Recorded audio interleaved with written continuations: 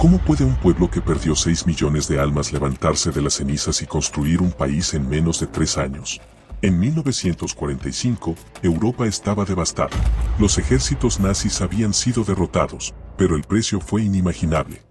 Auschwitz, Treblinka, Sobibor, nombres que quedarán grabados para siempre en la memoria del mundo.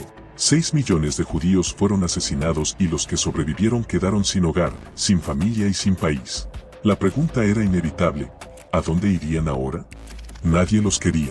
Muchos países les cerraron las puertas, y volver a sus hogares en Polonia o Hungría significaba enfrentarse al mismo antisemitismo que los había condenado. Fue entonces cuando la idea de una patria judía en Palestina volvió a tomar fuerza. Pero esa tierra estaba bajo control británico y habitada por una mayoría árabe que veía a los judíos como invasores. La tensión crecía, los intereses políticos se cruzaban y las potencias mundiales empezaban a mover sus fichas. Este es el relato de cómo, tras la oscuridad del Holocausto, nació el Estado de Israel, una historia de dolor, resistencia, estrategia y supervivencia. Quédate hasta el final, porque entender cómo se creó Israel es entender el conflicto que aún divide al mundo. El 8 de mayo de 1945 terminó la Segunda Guerra Mundial. Alemania estaba en ruinas y el horror de los campos de exterminio se revelaba al mundo. Pero mientras los aliados celebraban la victoria, los judíos sobrevivientes enfrentaban una nueva tragedia: no tenían a dónde ir. Más de 70.000 de ellos estaban en campos para desplazados, polacos, ucranianos, húngaros. Ninguno quería regresar a sus países, donde los esperaban el rechazo o la muerte. Europa no tenía respuestas. Los aliados estaban ocupados reconstruyendo carreteras, liberando prisioneros y repatriando soldados. Palestina, entonces bajo dominio británico, parecía la solución lógica. Era la tierra de sus ancestros, el lugar mencionado en sus plegarias durante 2000 años. Pero los británicos tenían sus propios intereses: controlar el canal de Suez, proteger sus oleoductos en Irak y mantener la paz con los países árabes. Por eso impusieron una estricta cuota de inmigración, solo 1.250.000 judíos por mes. Una cifra ridícula frente a los miles que esperaban emigrar. En ese contexto, surge la gran pregunta: ¿cómo un pueblo destrozado por el genocidio logró convertir la desesperación en ilusión? La respuesta comenzaría con un hombre decidido a cambiar la historia: David Ben Gurión. Un hombre de baja estatura pero de una determinación inquebrantable, estaba convencido de una sola cosa: los judíos necesitaban su propio Estado, o volverían a ser perseguidos para siempre. Desde la agencia judía, comenzó a organizar a los sobrevivientes que aún vivían en los campos. Les enseñó hebreo, historia y agricultura. No solo estaban aprendiendo a vivir de nuevo, sino preparándose para fundar una nación. Ben Gurión pidió oficialmente a Estados Unidos y al Reino Unido que permitieran el ingreso de 100.000 judíos a Palestina.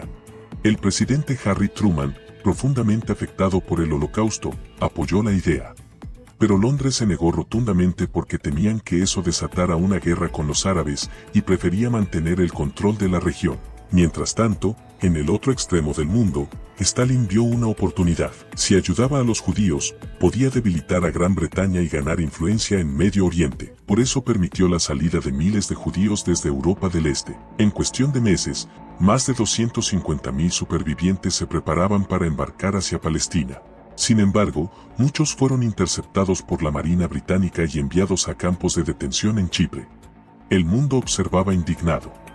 Una vez más, los judíos estaban tras las rejas. La tensión llegó a un punto de ruptura.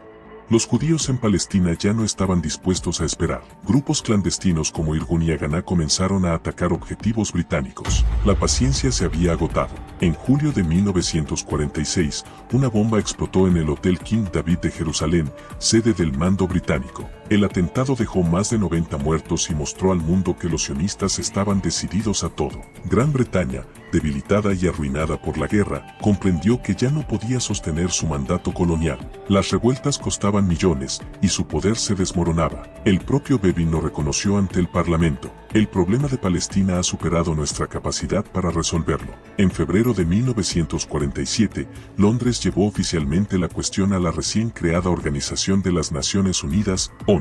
Fue una rendición diplomática. Para los judíos, era la oportunidad que esperaban. Para los árabes, una traición. En las calles de Jerusalén, la tensión era palpable. Las comunidades se preparaban para un enfrentamiento inevitable, pero el destino de Palestina ya no se decidiría en sus desiertos, sino en las salas de la ONU, donde los intereses globales empezaban a chocar como placas tectónicas. La ONU envió una comisión internacional a Palestina para estudiar la situación. Los líderes árabes rechazaron cooperar, pero los judíos aprovecharon la oportunidad.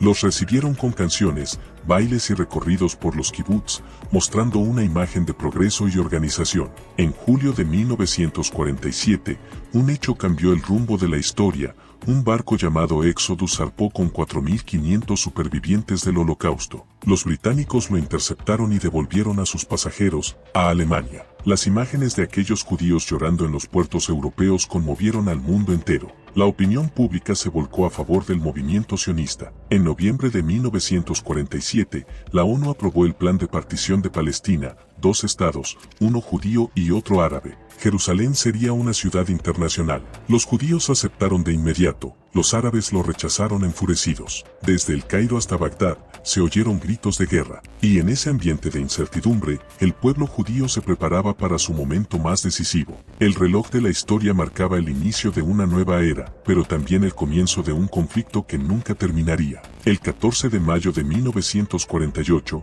mientras las últimas tropas británicas abandonaban Palestina, David Ben-Gurión proclamó la independencia del Estado de Israel.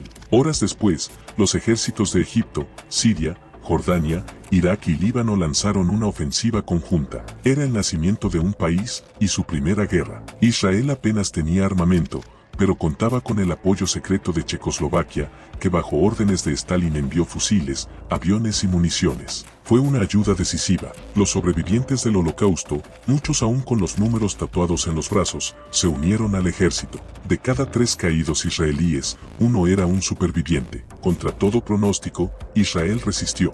No solo defendió su territorio, lo amplió más allá de las fronteras establecidas por la ONU. Pero su victoria tuvo un precio terrible. Más de 700.000 palestinos huyeron o fueron expulsados de sus hogares.